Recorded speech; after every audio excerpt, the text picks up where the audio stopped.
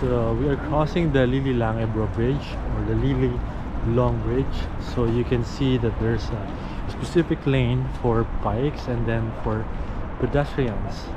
So it's overlooking the Copenhagen river. I don't know if it's the Copenhagen River, but definitely a harbor front.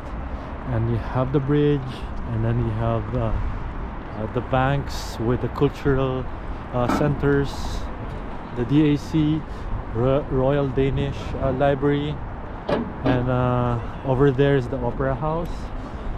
So we are approaching the Christiana area. So we've seen the exterior of this bridge, and now we are actually looking at the interior of it. Like, this is concrete. Yeah, this is concrete.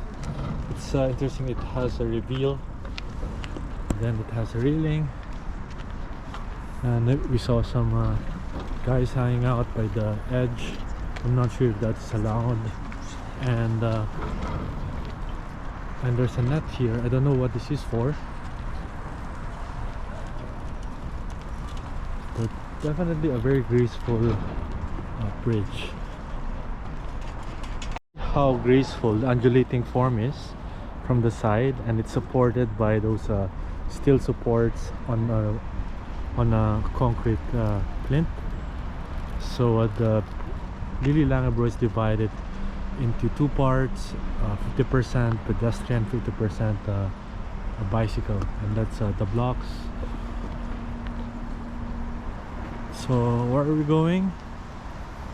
I made a mistake yesterday about a certain spot, an architectural spot, which I thought was something else because it has the same properties, it's almost the same site, and it so happens that the actual site of the Copenhagen harbor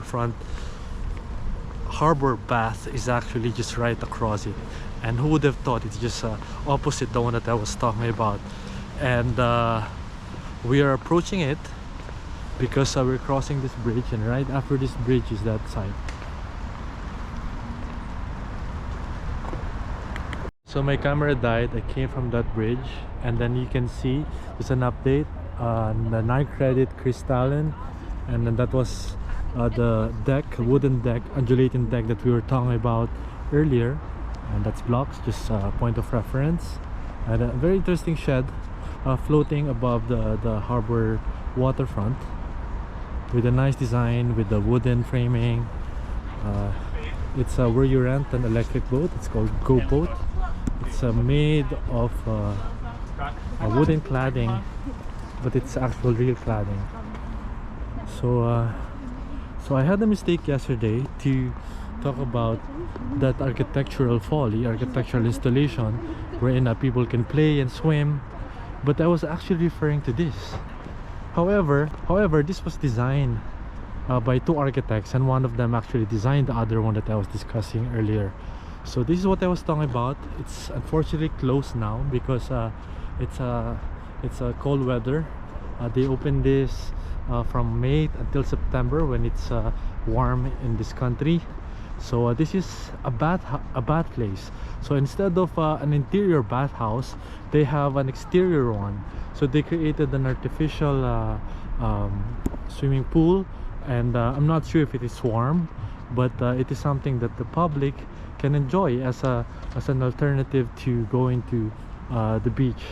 So interestingly, they simulate the landscape of how it's like to cliff jump, and at the same time it also mimics the profiles of the harbor. Like, you have the boat, and then you have the cranes.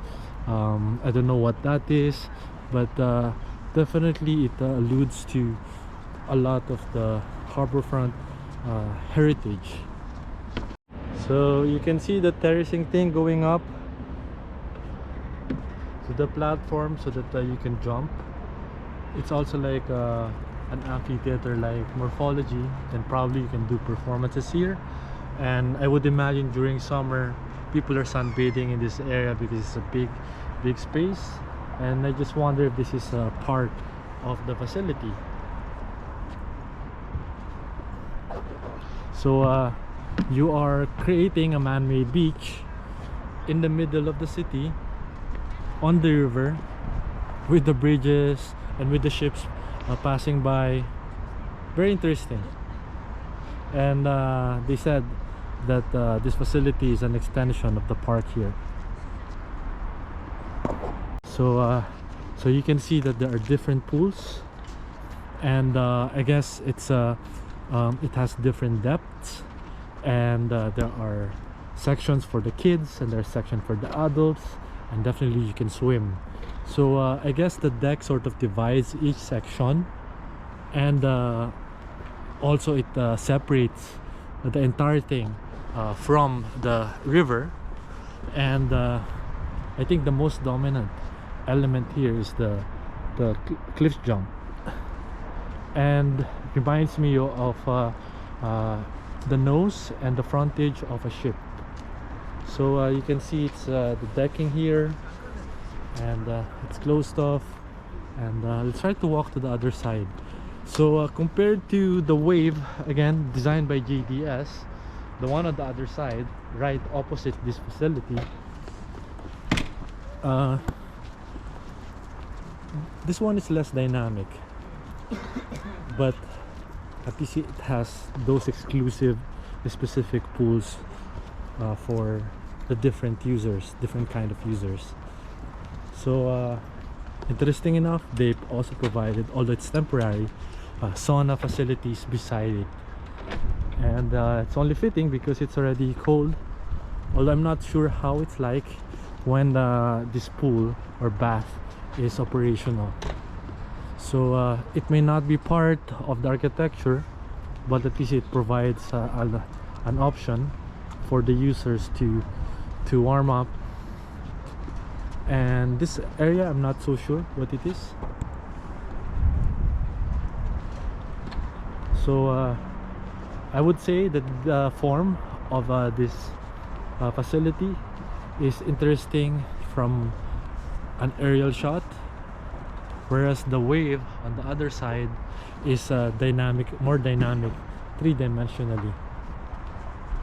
So they call it Winterbad Bergen.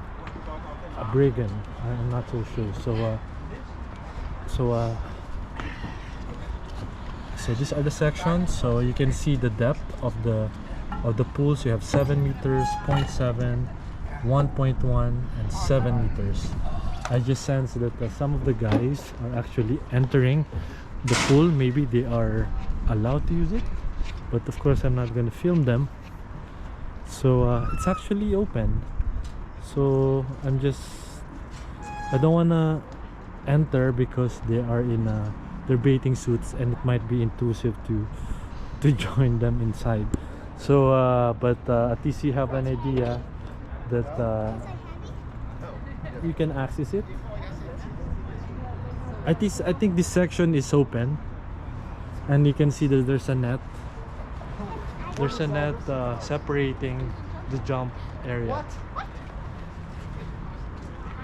So yeah, you can swim because I can see a lady going in.